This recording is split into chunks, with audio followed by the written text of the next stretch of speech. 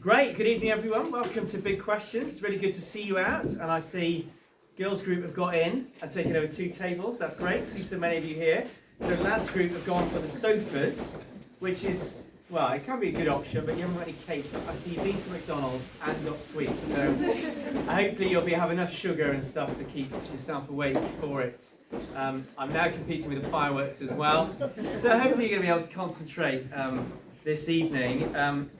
As we look at our question, it's probably not you think, wow, you can pick this question, okay? So, is hell just barbaric and cruel? Now, part of the reason for picking this question at this point is next Sunday morning we're going to start a series in Genesis 4 to 11. And for those of you familiar with that part of the Bible, you know it incorporates Noah and a worldwide flood of God judging the world. And that points further forward to God's fuller judgment, that's sometimes referred to as hell. Oh, this is going to be a good evening, isn't it? I'll try and speak up. Bang, bang, bang, right. Keep going, right. Now, as we talk about the area of hell, I'm conscious sometimes it can be made into a bit of a joke, you know, red devil with horns, with a sign saying, always a warm welcome. But it's not really a joking matter, is it? Actually, when we get to the nub of what it is saying, what it's teaching, it's a very serious and sobering subject, not to be talked about lightly, and in no sense do I want to make light of this this evening. We're thinking about a point where we die and face judgment, and a verdict is given, and for those who fall short, hell awaits. And that's no laughing matter at all. And let me just pull up just some Bible verses that pick up the concept of hell, just so we're aware of some of the things the Bible says. I'm sure we'll be familiar anyway, and this is partly where some of maybe our reaction or other people's reaction is that we think, isn't this barbaric and cruel? So Mark 9, 43 to 48, if your hand causes you to stumble, cut it off. It is better for you to enter life maimed than with 2 hands to go into hell, where the fire never goes out. And if your foot causes you to stumble, cut it off. It is better for you to enter life crippled than to have 2 feet and be thrown into hell. And if your eye causes you to stumble, pluck it out. It is better for you to enter the kingdom of God with 1 eye than to have 2 eyes and be thrown into hell, where the worms that eat them do not die and the fire is not quenched. Or Revelation 20 verse 10, and the devil who had deceived them was thrown into the lake of fire and sulfur, where the beast and the false prophet were, and they will be tormented day and night forever and ever. Now there's some very sobering words to start this evening. Picture of fire, torment forever and ever, so bad that if we could chop off limbs to avoid going there, as horrific as that would be, it would be worth doing that. So at this point, having set that scene, I'm going to just give you a few moments in groups. What do you find difficult about it? A few moments in your groups to discuss that.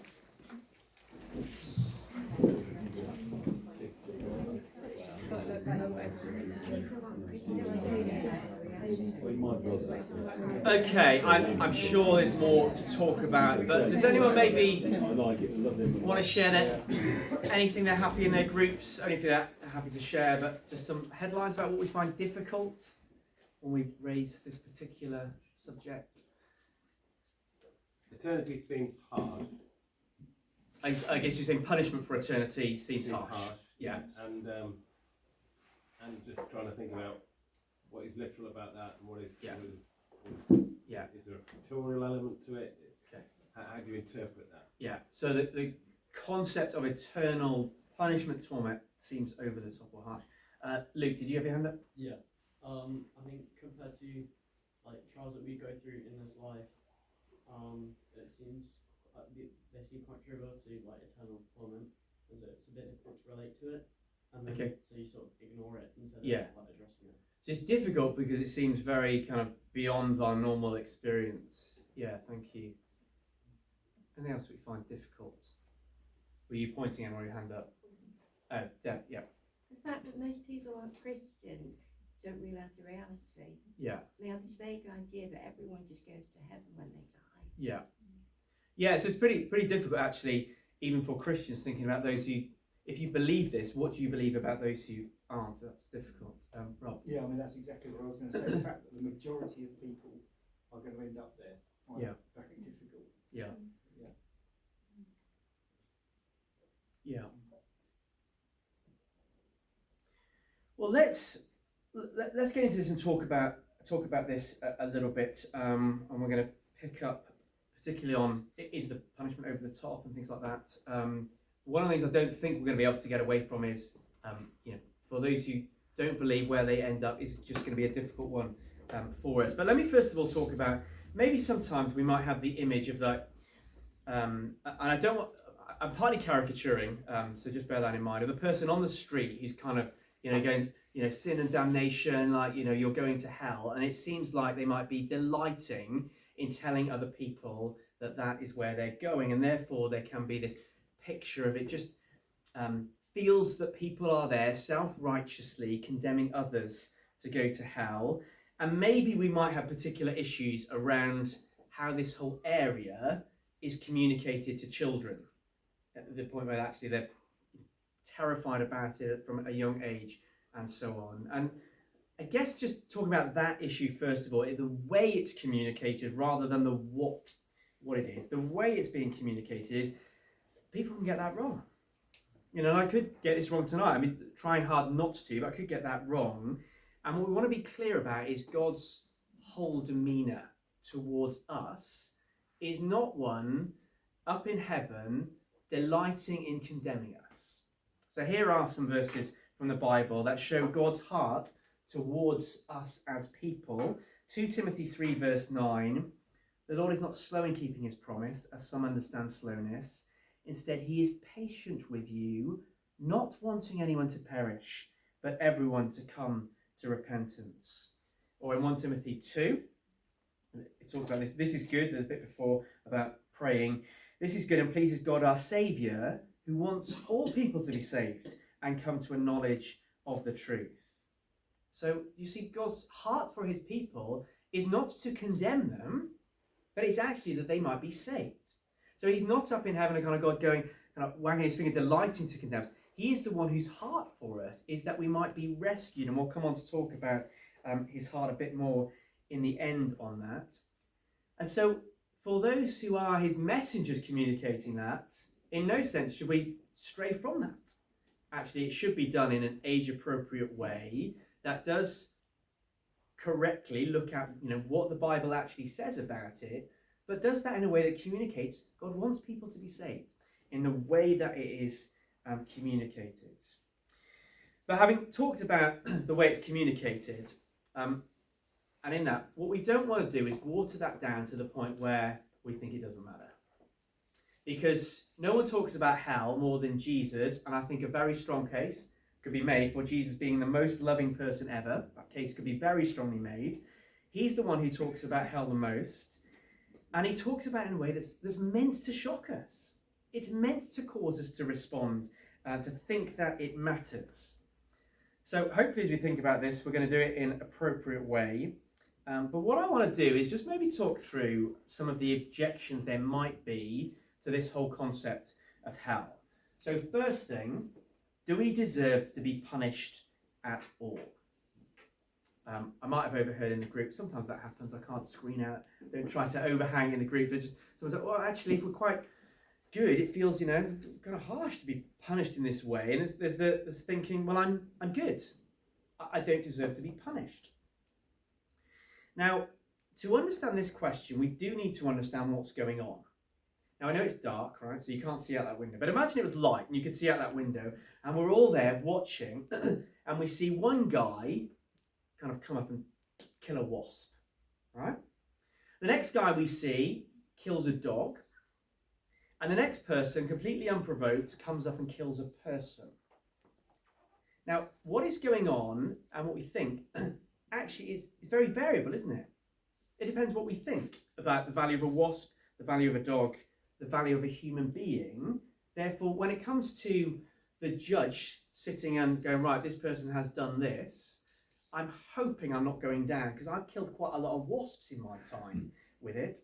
Not killed a dog or a human being. You see, the appropriate level of punishment depends on that understanding that background of what is going on. The appropriate level of punishment also depends on who the offence is against. So it depends on what authority we are under. So let me give you an example. Right, imagine you go to Hatton World. Hands up here, who's been to Hatton World? Quite a few of you. Okay, so in Hatton World, there's the bit where you've got all the tractors and you can drive around. Do you remember this? Yeah, okay, great. Now imagine you're on there and I'm driving my tractor at Hatton World and there's a kind of over-enthusiastic child who's like, stop in the name of the law. I'm going, I don't think so. I'm going to veer around them and they're like, right now, you're going to be punished for this. I'm thinking, you've got no authority here. I'm here, my children are waiting for me to move on to the next thing. Okay, is there authority? Now, wouldn't that be different, right? If you drive through a red light and stopped by a police officer of the law who's there going, stop in the name of the law, it's a whole different ballgame, isn't it? So we need to understand what authority we are under that affects whether there is due punishment or not. You don't get kind of punished, I think, for not listening to the child in Hatton. You do if you don't listen to the police officer in that case. And sometimes we might think, jumping a big light, not a red light, not a big deal. But actually, when someone jumps a red light, and because they've jumped a red light, they knock somebody over and kill them, we suddenly think that is a big deal. And it should be punished. And we'd ask, if the police didn't arrest them, what would they be doing? See, what is our view of our interactions with God? That's the question. What's our view of interactions with God? Is it the overzealous child at Hatton who has no authority over us? Or maybe it's more like the police officer, but as the police officer who stops us and we think they're trying to catch us out, and we haven't really done anything wrong, but they'll find something wrong, and maybe just trying to catch us out on a technicality. Actually, the Bible teaches about this. We learn about the God who made us, who gave us everything, who has authority over us.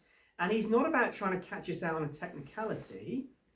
He does show us how we've lived is wrong before him.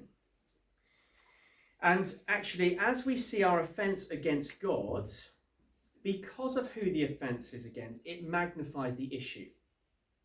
Now, we might not be over familiar with this. We might have some familiarity with it. So the concept of treason, kind of back in the day, where the offence was against the king, if you sought to kill the king, that was much more serious than seeking to kill anyone else because of who they were. Well, because of who God is, the creator of everything, that magnifies the offence. Jesus tells a parable in Mark chapter 12 about tenants in a vineyard. And in it, it's illustrative of a man plants a vineyard, and the parable is relating to God who plants a vineyard, or kind of creates the world. He plants a vineyard, and in it he puts tenants. The tenants then live in the vineyard. They enjoy its fruit. As part of the agreement, though, they're supposed to give fruit back to the owner. Now, a few years may have gone by before the vineyard starts bearing fruit, and the owner sends his servants. But by this point, the tenants are living in the vineyard, thinking it's their own. And so they ignore the servant. Sends another servant, they ignore them. Next servant, they kill to shut up the servant. Eventually, the owner sends his son, and they kill the son. And at the end of the parable, Jesus says in the parable, what will the owner come and do? And of course, as it's told in that way, it's obvious. Well, he says he will come and kill those tenants, but it's that he will come and mete out the punishment that they rightly deserve. Now, the religious teachers at the time, they're angry with Jesus because they know he's told the parable against them. They're the ones guarding the vineyard, but of course, it extends to us. Jesus' teaching extends to us. God's the owner. He made the world. We live in his world, and yet we act like those tenants, ignoring him. Ignoring him. And that's not okay. And ultimately, it will be deserving of punishment. We might not gone around beating people up and killing people, but as we don't offer up the fruit that we're supposed to, there is a punishment for that. Choosing to ignore God is not okay. Just to say, sometimes when we talk about deserving of punishment, sometimes it can be framed like this. Okay, like actually, believe in Jesus and you'll be okay. And if you don't believe in Jesus, then you're going to get punished. And we think, hang on, that's not very fair, is it? If I don't believe in Jesus, then I'm going to... We're not punished for not believing in Jesus, right? We're punished for living like the tenants in the vineyard, ignoring God the whole time. What we'll come on to see is the only way of rescue is Jesus. So the only way out of that is Jesus. But to be clear, what we're punished for is not that we don't believe in Jesus, it's that we've lived our whole lives in God's world, ignoring him. Punished because we've lived our lives in rebellion against him. So we deserve to be punished, and do you know what? So often we can see this very clearly in others. Can't we? When the next celebrity falls, we go, wow, we're wondering when the next one's going to come. There seems to be a whole domino effect of anyone not going to be. But here's a quote from a guy called Andy Crouch. He says this, talking about the kind of people in those celebrity positions falling. He says this, how we're all in danger of succumbing if we were put in similar positions. He says this, if you knew the full condition of my heart, my fantasies and grievances, my anxieties and my darkest solitary thoughts, you would declare me a danger to myself and others. I cannot be entrusted with power by myself, certainly not with celebrity power, and neither can you. There's a point to make it. As we see the celebrities fall, actually, if we were in that position, had that power and influence, we'd probably do the same. And therefore, as we sit like that, it just shows us how we deserve to be punished. Now let me pause at this point. What do you make of that claim, that we deserve to be punished? A couple of moments in your groups to talk about that particular point.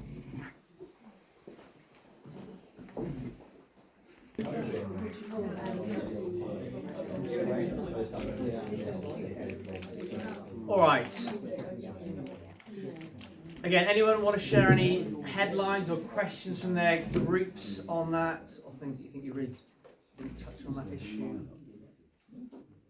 Yeah, okay. There's me. Oh, it sounds like a challenge then. I didn't mean to set it up. Right, come on. There's me and my brother. We're both a similar age, and we were brought up as Christians. Okay. But he has rejected God. Yeah. As far as I can tell, he's lived a fairly blameless life. Yeah. He brought up two lovely children. Yeah. He's been married to the same woman all his life, and like me, is very similar in all other ways, except that he cannot bring himself to believe in God. Now, it's the one subject we don't agree on. Yeah. We agree on just about everything else. Very similar in that way. Yeah. So we no longer discuss it, because we know we're never going to change each other's minds. Or I do pray that he will change, but I can't see any sign of it. Now, is he going to be condemned because he genuinely doesn't believe in God? He's having given it a lot of thought, or not? I think, thank you. I think that's really helpfully put, in that, a person who just, from all intents and purposes, looks like they're living a really good life, are they going to be condemned? And the answer is yes. And the reason for that is some of the stuff we touched upon, but it's like we live in God's world. He calls us to love him and love our neighbour. And sometimes, as hard as it is to hear, but let me give an example. Let's say, for example, a father ignores their child the whole of their life. Now, in every other way, they are really good, outstanding member of the community, do lots of good things, great work colleague, all of those things. They look really good in lots of areas. But would the child, so that they say they are a good father? No, because actually messed up in a really, really important relationship. So if we live all of our lives ignoring God, we've messed up in the most fundamental relationship, and therefore that leaves us deserving of punishment. Now, one thing you can help it. Does that mean that you, as the brother, are any better off? Not without Jesus. No, you're exactly the same. And we'll come on to talk about it. We're all in that boat of deserving punishment. It's not that one is better than the other. We're all in that boat. It's just, we'll come on to see there is a rescue. But if you don't accept the rescue, you're going to face the consequences of not accepting the rescue. Thank you. I think it's helpfully put. Yeah. What do we do? This is a big question, but like, obviously, some of it is our own will then, because like I've had similar conversations with my mom. Like, thing hasn't happened to me. What's happened to you and your dad? Like, it is a spiritual thing, isn't it? Yeah. And like, some people like want to believe, but seem to can't. I know, like, I'm sure there was a really biblical answer for it, but what do you do with that when it's almost they desire to have the faith and believe, but they can't seem to get there in their own thinking and they're blinded spiritually?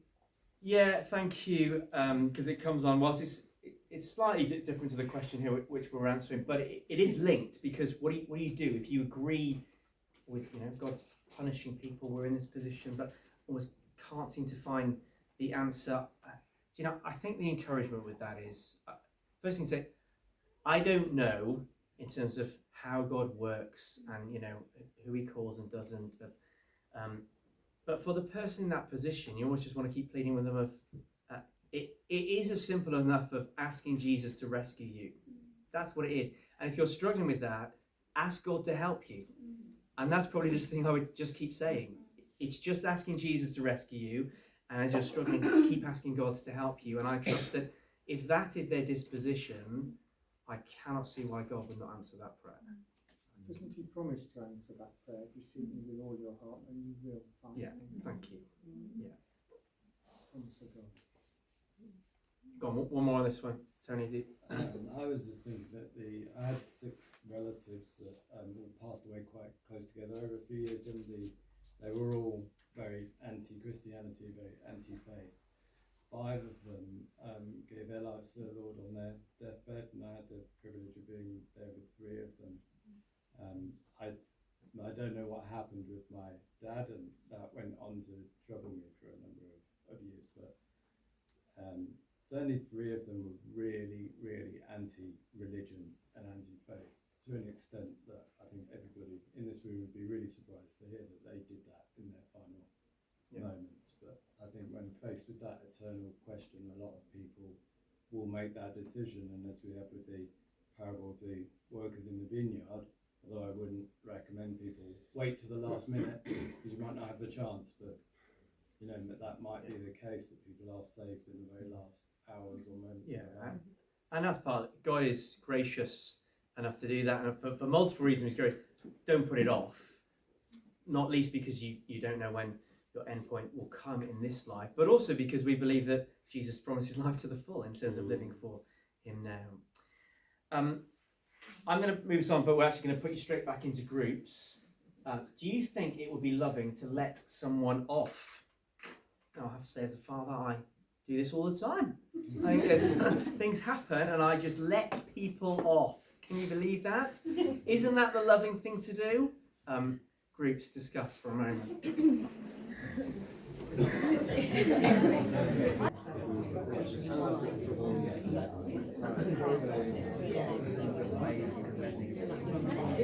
All right.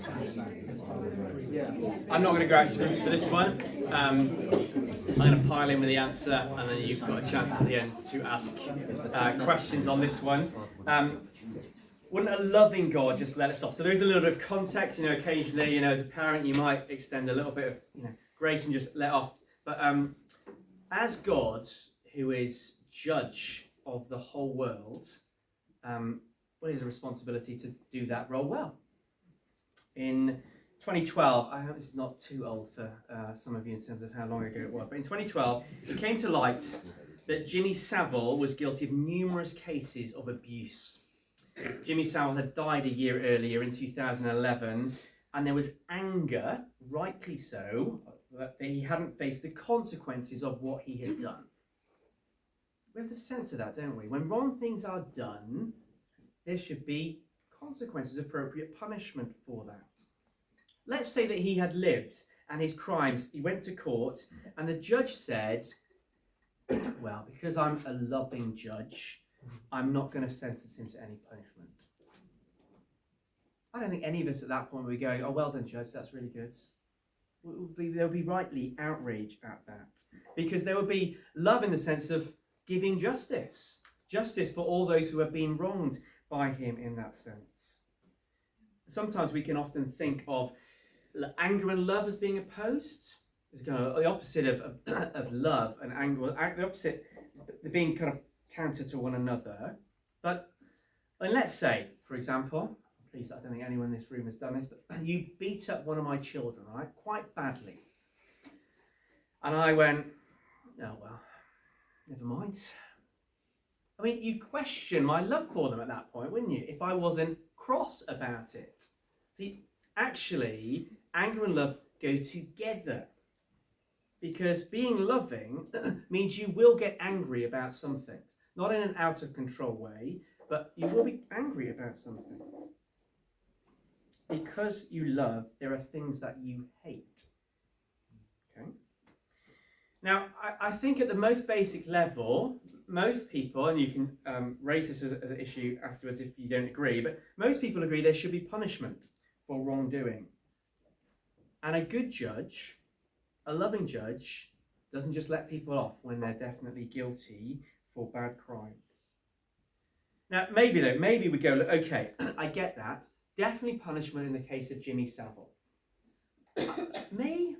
I've done a few bits wrong, just a little bit. Surely it'd be all right to let off in that case. And it leads us into the question where essentially, next one, isn't hell, the punishment of hell, just over the top? Now, let me talk about a couple of things that the Bible kind of raises around this, I think, to help us think through this. The first is this. Oh my God. That is, there is proportional punishment in hell. So it's not just everyone is punished the same amount. It's proportional. So let me read. Well, just before I read those verses there, now I know you're going to be distracted because they're on the screen. In fact, let me take them off the screen a moment so you're not distracted by those. They'll come back up in a minute. Now, I think Matt raised this earlier in terms of images and so on going on. There are images of hell, and it talks about the fire of hell. It also talks about being thrown into the darkness. And you can start to end up going, well, if we want to take those like absolutely literally, there's fire and there's darkness, but how can you have darkness when there's the light of the fire? Actually, we've got to understand what the images are doing. Okay, so I think you can be over literal in the way you do it. What it is clearly communicating is how bad it will be. It is a big punishment. And in essence, however much we've rebelled against God, there's no small rebellion. It's not kind of big or ginormous, because there's no small God to rebel against. Nevertheless, we do get the sense of proportionality in there. Now, in the first instance, hell, and we read it earlier from the verses in Revelation, was prepared for the devil and his angels. Okay, so that's what hell was originally prepared for. And they will experience the kind of full force of it. Here are the verses. Let me read those out to get a sense of proportionality. Matthew 12, 36 to 37. I tell you, on the day of judgment, people will give account for every careless word they speak. For by your words you will be justified, and by your words you will be condemned. So we'll be giving an account for those things. Or in Luke 12, 47 to 48. And that servant who knew his master's will, but did not get ready or act according to his will receive a severe beating. But the one who did not know and did what deserved a beating will receive a light beating. Everyone to whom much was given, of him much will be required, and from him to whom they entrusted much, they will demand more. And so you get this sense of proportionality in hell. So yes, we can think, even that, we could think maybe through the kind of harshness of that, but it's not an arbitrary, right? Everyone gets punished the same. There is a proportionality to it. Secondly, we are getting what we ask for, but that people are choosing it.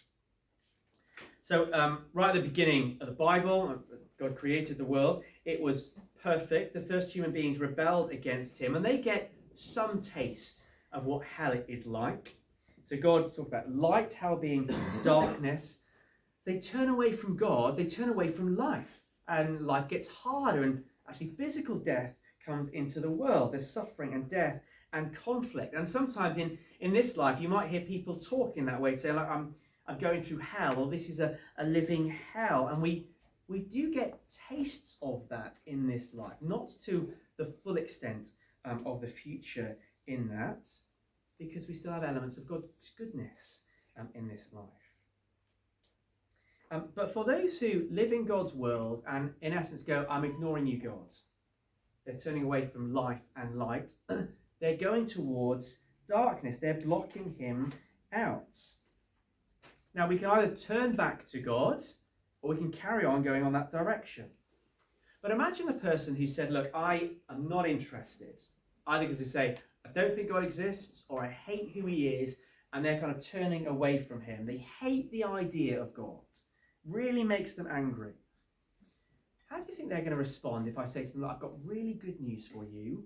God's got rid of hell, and so now you're going to get to be with him in eternity forever? They're probably not going to respond that well to that. They think that's kind of like divine kidnap now, in this particular case. Now, yes, when they get to hell, they're going to get more than they bargained for in that. It's not going to be good. But it's the idea that when they get there, they're probably not going to be there regretting the one time when they made a one-off poor decision.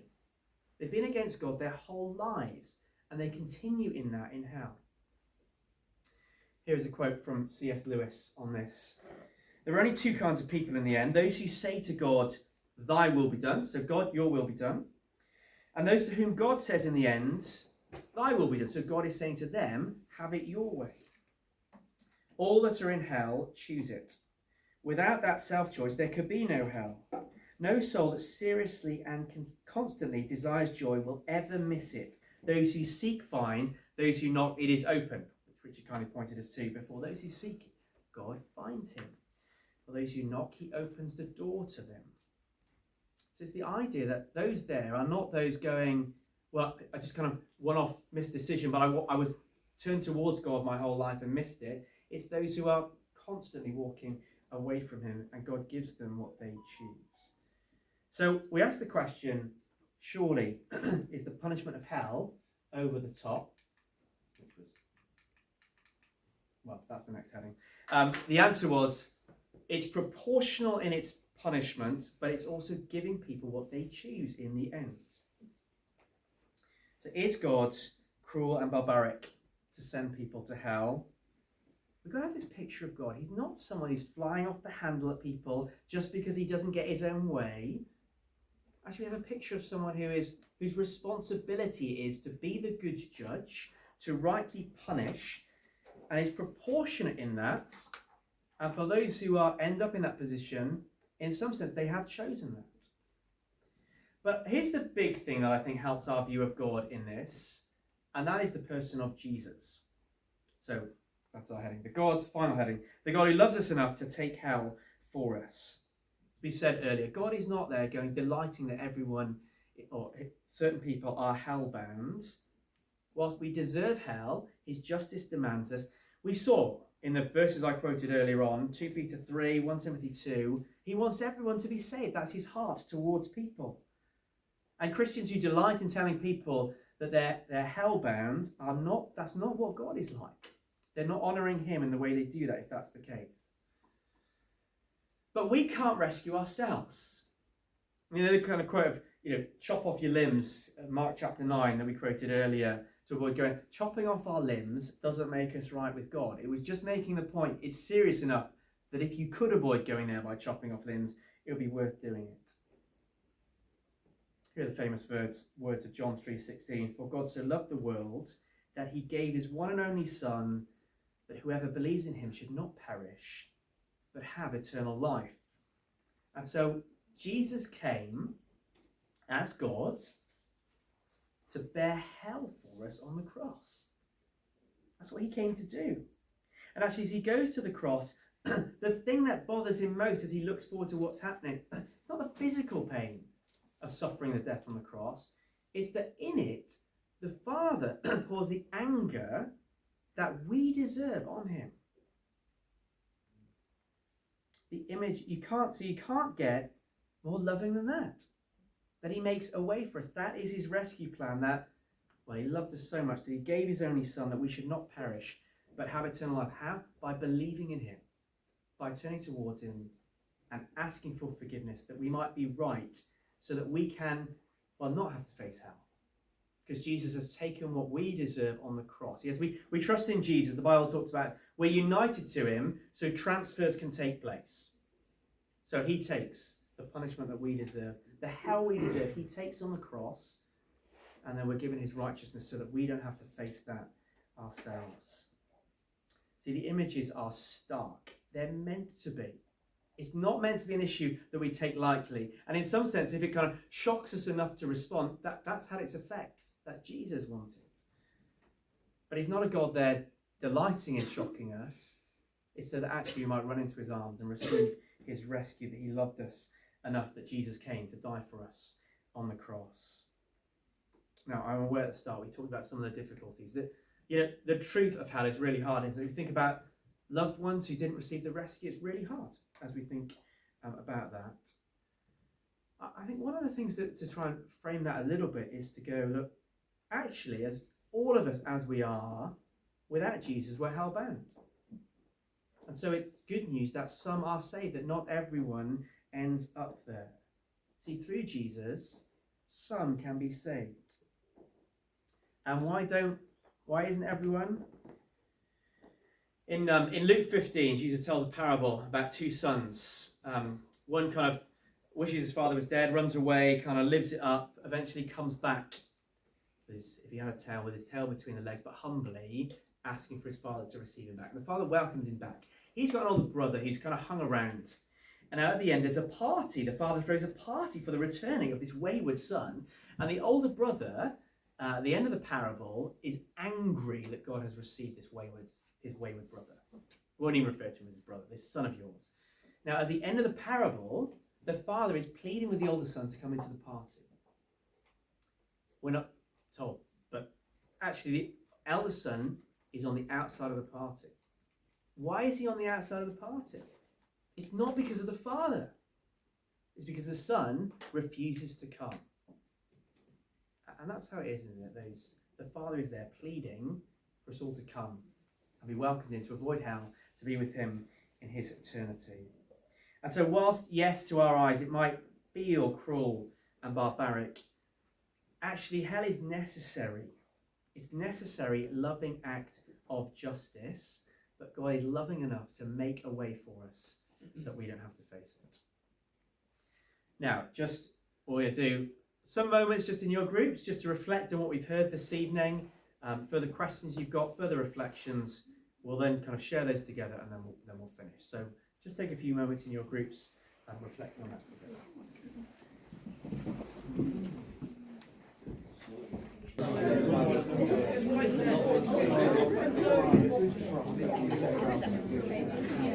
All right, just final sessions now. If anyone wants to ask any questions or just offer any further comments or reflection on that from any of the groups for our final few minutes. Grace. Yeah, a question from our group was, why is it that some people get more chances or opportunities to hear about Jesus? So it might be if they're raised in a Christian family or just their time. How does that work and how is it fair? I don't know. So the kind of question, if everyone didn't hear it, so how is it that some people get more opportunities than others? So some might be raised in a Christian family, others might not be, and so on. I don't know. I don't know. God has obviously orchestrated things the way they are.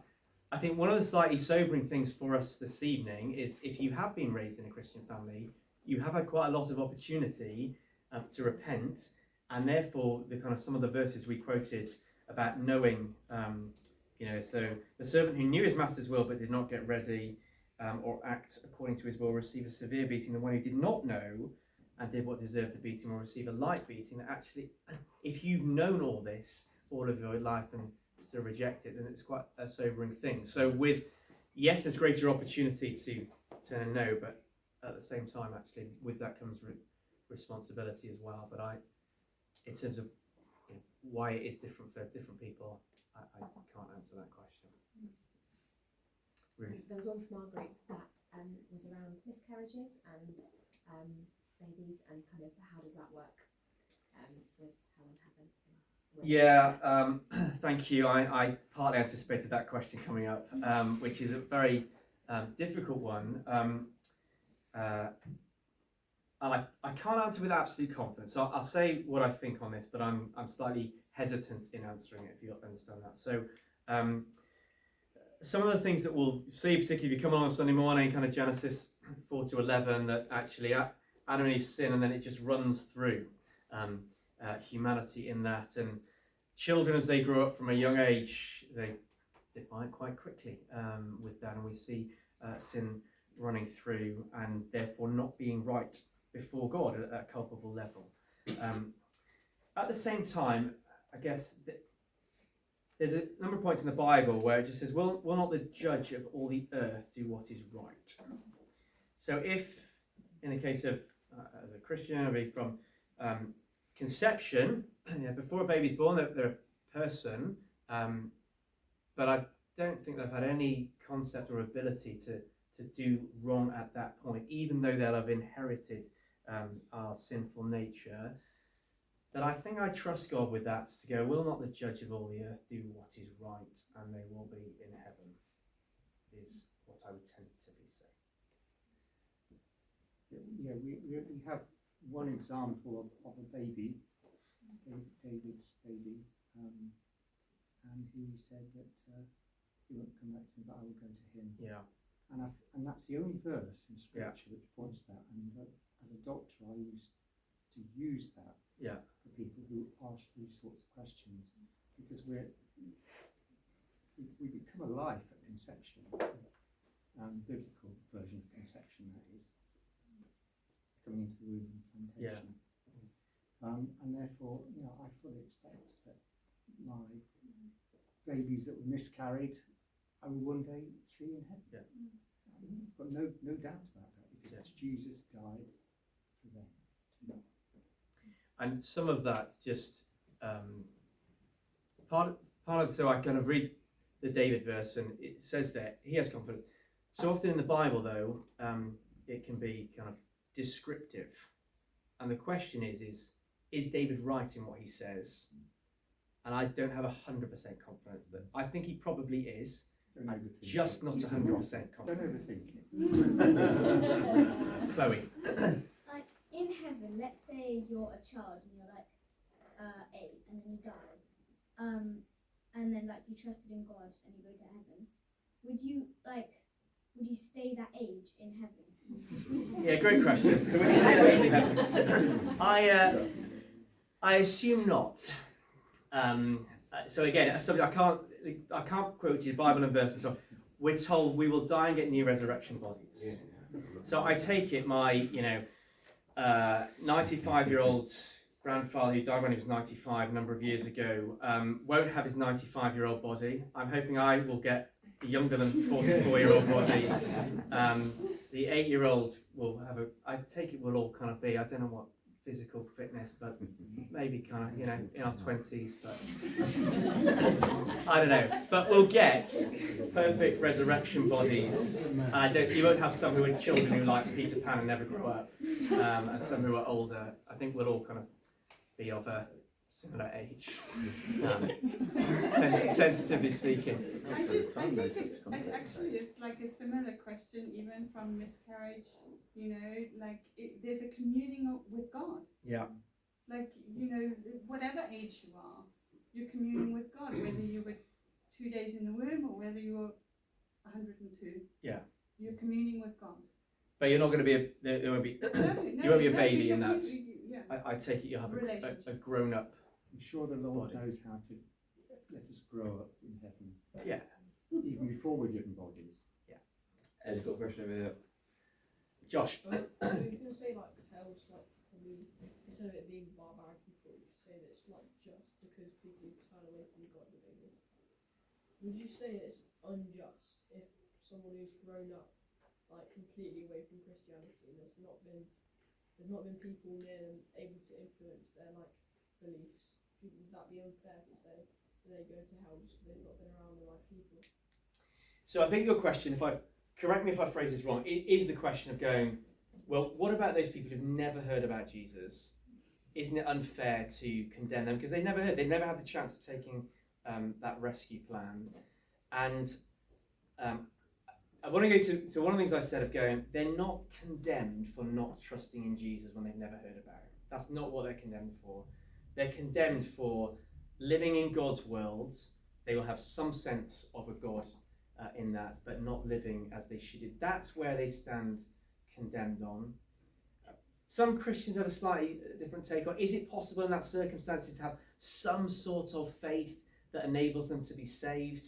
Some will go, no, it's got to be salvation in the name. I think we see that in Acts, so I'd probably go down that route. Salvation in the name of Christ and knowing him. So I mean, God is just. He's going to do what's just.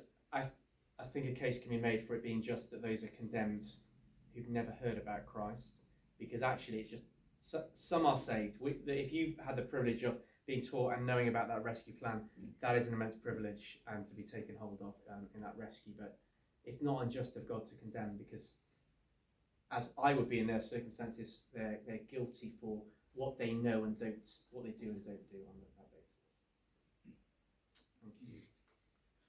Time for one more then. Okay, go on then, Deanna. The one question, it was just the bit in Romans that's like, I can't remember the exact phrase or even where it is, but about like his divine nature. Yeah. Like everybody knows his God really. Yeah. So it's Romans 1, and it talks about our natural thing as humanity is we suppress the truth, and that is true whether we've heard about Jesus or not. We suppress that truth, and we all stand guilty because of that. It's in Romans 1. But there are examples in the Old Testament of people who've never heard of Jesus, who nevertheless got the gist of Romans 1. People like Job. Yeah. And he knew that his Redeemer lives. He knew that he was a sinner. He knew that there was a God, though he had never met Jesus. Yeah. And he threw himself on the mercy of that God. So there's certainly something of that. I guess you've got the Old Testament where Jesus hasn't come yet, and so they have the Bible talks about it as a shadow, and they believe in that shadowy sense. And someone can believe in that shadowy sense. You've got people like, when you get into Acts, Cornelius, who's like a God-fearer, but what God does is he sends Peter to tell him about Jesus. And I think that's often the way that works. God sends people, therefore there is an onus on us to be doing that and sharing that. Go on then, Daniel, I'll allow one more, as long as it's not too hard. We say it's loving that God sent Jesus as kind of a solution to our problem that we are all very sinful. Why did he only send one solution when it could be more loving to assume, say, 2 solutions or 3 solutions? So why is there only one solution? Yeah. Couldn't he come up with 2 or 3? Yeah, because that would be more love, wouldn't it? Or not? We could go into quite a long answer of why the cross is Jesus dying on the cross is the only way for us to be rescued. That brings in a whole host of factors of, actually the rescuer has to be fully God, fully man, to be able to, as a human being, be fully man, to be our representative. But if he was just a human being, he could only die on behalf of one other person. But as God, his infinite value, can die on behalf of everyone and take the punishment. There's the kind of points around how actually some of the criticisms of almost claiming the cross is unjust, is like almost Jesus as a kind of innocent third party suffering at the hands of the Father. Well, actually, Jesus isn't the innocent third party. He's the one who is part of the Godhead, who comes up with a plan, who goes, I'll go to be the rescuer. That a lot of that all feeds into, well, there's no other way that will meet all the criteria. And I take it that God could have, has thought about it more than I have in that sense, that there is this one way, and actually that way is sufficient. So there doesn't need to be more than one way for us in that. And I guess part of the issue is, what's our big problem? Our big problem is we turn away from God. So the solution has to involve turning back to him. And if it doesn't involve turning back to him, that's not going to be an adequate solution. I hope that made some sort of sense. If not, I'm happy to chat about that more. But I'm going to call it there because we've snuck over time without allowing any extra questions. Thank you so much for joining us this evening. I should have worked out what the next big questions is. In fact, have we got one in December? No. Okay, fine. Well, we'll get the programme out for next term, the next big question. So watch out for that. But thank you all so much for joining us this evening. I appreciate it. Difficult topic. If anyone wants to talk about that anymore, I'm very happy to, and do carry on talking about that amongst yourself as well.